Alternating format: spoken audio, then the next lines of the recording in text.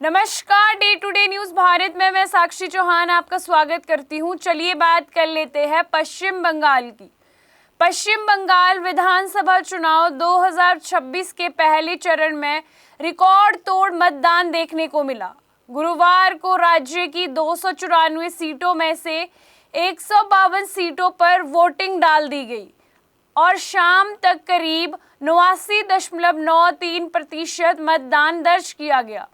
अंतिम आंकड़ा 90% के आसपास पहुंचने की संभावना जताई जा रही है। ये सिर्फ पश्चिम बंगाल नहीं बल्कि देश के चुनावी इतिहास का सबसे बड़ा मतदान प्रतिशत माना जा रहा है। इतनी बड़ी संख्या में लोगों का वोट डालकर घरों से निकलना कई सवाल खड़े कर देता है। क्या ये सत्ता विरोधी लहर है?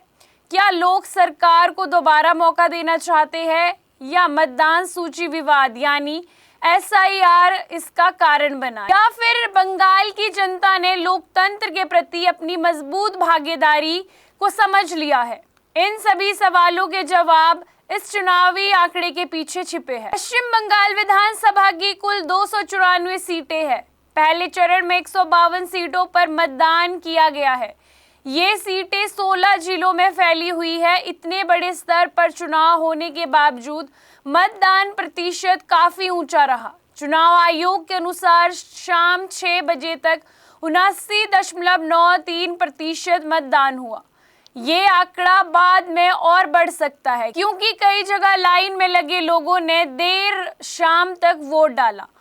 अगर पिछले विधानसभा चुनाव यानी वर्ष 2021 से तुलना करें तो इस बार मतदान में बड़ा उछाल देखा गया है। वर्ष 2021 में पहले चरण की अगर मतदान की बात करें तो लगभग 82.30% और वर्ष 2026 में पहले चरण के अगर मतदान की बात करें तो लगभग 79.93%, यानी इस बार करीब 7% ज्यादा मतदान हुआ है।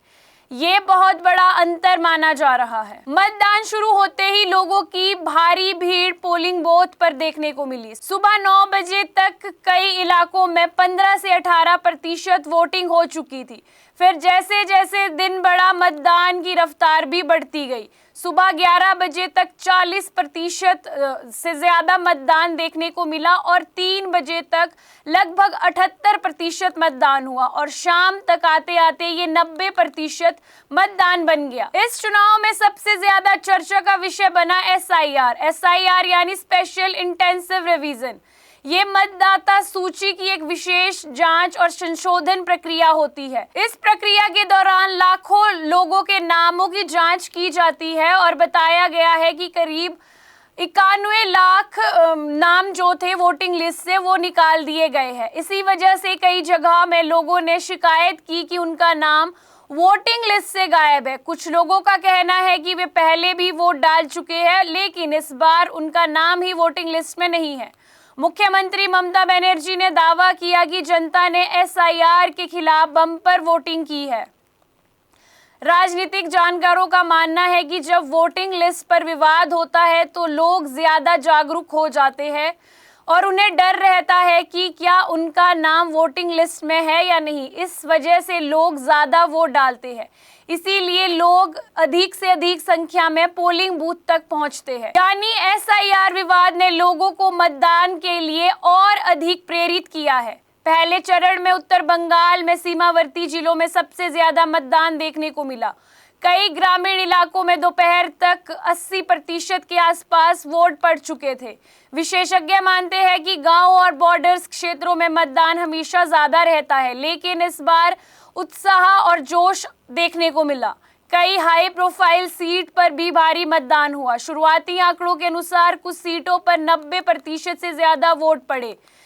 ये सबसे बड़ा सवाल है कि क्या ज्यादा मतदान का मतलब सत्ता बदलना होता है? राजनीति विशेषज्ञों का मानना है कि ज्यादा मतदान का एक सीधा मतलब नहीं होता। इसके कई मतलब हो सकते हैं, जैसे कि सरकार के खिलाफ नाराजगी, सरकार के समर्थन में वोट, कांटे की टक्कर और राजनीतिक ध्रुवीकरण। जब मुकाबला दो बड़ी पार्टियों के बीच होता है तब मतदाता ज्यादा सक्रिय हो जाते हैं। बंगाल में यही स्थिति मानी जा रही है। मुख्यमंत्री ममता बनर्जी ने मतदान के बाद कहा कि जनता ने SIR के खिलाफ वोट दिए हैं। उनके अनुसार लोग वोटिंग लिस्ट विवाद से नाराज है और उन्होंने लोकतंत्र बचाने के लिए मतदान किया है। TMC का दावा है कि जनता फिर से उन्हें समर्थक देगी। विपक्षी दल खास तौर से अगर बीजेपी की बात करें तो बीजेपी का कहना है कि इतनी बड़ी वोटिंग बदलाव की निशानी है।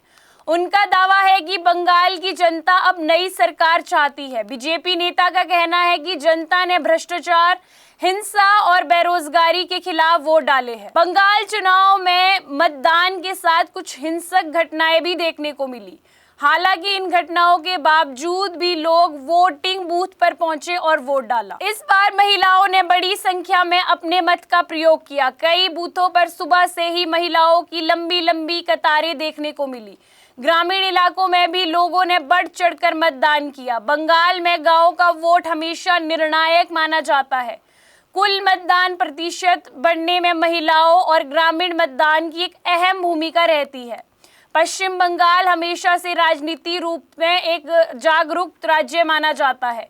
यहाँ लोग चुनाव को सिर्फ वोट डालने की प्रक्रिया नहीं मानते बल्कि इसे अपने अधिकार की ताकत समझते हैं। यही कारण है कि बंगाल में अक्सर मतदान प्रतिशत राष्ट्रीय औसत से अधिक रहता है। जहाँ देश के कई राज्यों में 60 से 70% मतदान होता है, वहीं बंगाल में 80% से ऊपर ये रहता है। लेकिन इस बार 90% के करीब इसका एक अनुमान लगाया जा रहा है। पहले चरण की बम्पर वोटिंग बाकी चरणों पर भी असर डाल सकती है।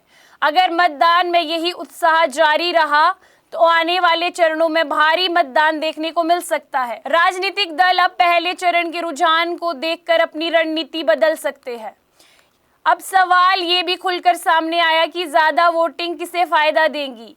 ये नतीजे आने वाले दिनों में साफ होंगे, लेकिन इतना तय है कि चुनाव बहुत दिलचस्प होगा, मुकाबला कड़ा होगा। जनता ने खुलकर भागीदारी दिखाई है। किसी भी पार्टी को जीतना इतना आसान नहीं रहेगा। चाहे नतीजे जो भी हो, इस चुनाव में सबसे बड़ी जीत लोकतंत्र की मानी जा रही है। इतनी बड़ी संख्या में लोगों का वोट डालना, जनता ने अपने अधिकार को लेकर एक गंभीरता दिखाई है। जो लोग डर, हिंसा, विवाद और गर्मी के बावजूद भी मतदान केंद्र में पहुंच रहे हैं, तो ये लोकतंत्र की एक ताकत को दिखाता है। पश्चिम बंगाल के पहले चरण में लगभग 90% मतदान सिर्फ एक आंकड़ा नहीं है, बल्कि जनता के जोश, राजनीति जागरूकता और बदलाव की इच्छा का संकेत है। SIR विवाद, सत्ता विरोधी सरकार, करीबी मुकाबला और मतदाताओं की जागरूकता, इन सभी कारणों ने मिलकर चुनाव को एक ऐतिहासिक चुनाव बना दिया है।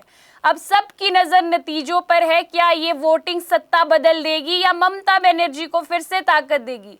इन सभी चीजों का जवाब आने वाले समय में पता लगेगा। सपनों का घर देख रहे हो तो सही वीडियो पे आए हो। जी हाँ, अगर आप एक प्राइम लोकेशन पे अपने लिए घर देख रहे हो तो जेनेसिस हाइट और स्क्वायर आपके लिए एक लग्जरियस प्रॉपर्टी लेके आया है। इसमें आपको लग्जरियस फ्लैट, पेंटा हाउस, क्लब हाउस की सुविधाएं देखने को मिलेगी और जो जल्द ही बनकर तैयार हो जाएगी। और इसके साथ ही अगर हम बात करें इसके ग्रीन एरिया की, जो 3 एकड़ में फैला हुआ होगा, इस ग्रीन एरिया में सबसे बड़ी बात यह है कि आप अपने बच्चों के साथ क्वालिटी टाइम स्पेंड कर सकते हो, साथ ही अपने बच्चों को नेचर के साथ भी कनेक्ट कर सकते हो। आपको बता दें कि Day to Day News Bharat निष्पक्ष तरीके से पत्रकारिता करता है। हमारा कोई भी रिपोर्टर फील्ड में किसी से कोई उपहार या विज्ञापन स्वीकार नहीं करता। हम हमेशा दबे कुचले लोगों की आवाज बनते आए हैं और आगे भी बनेंगे।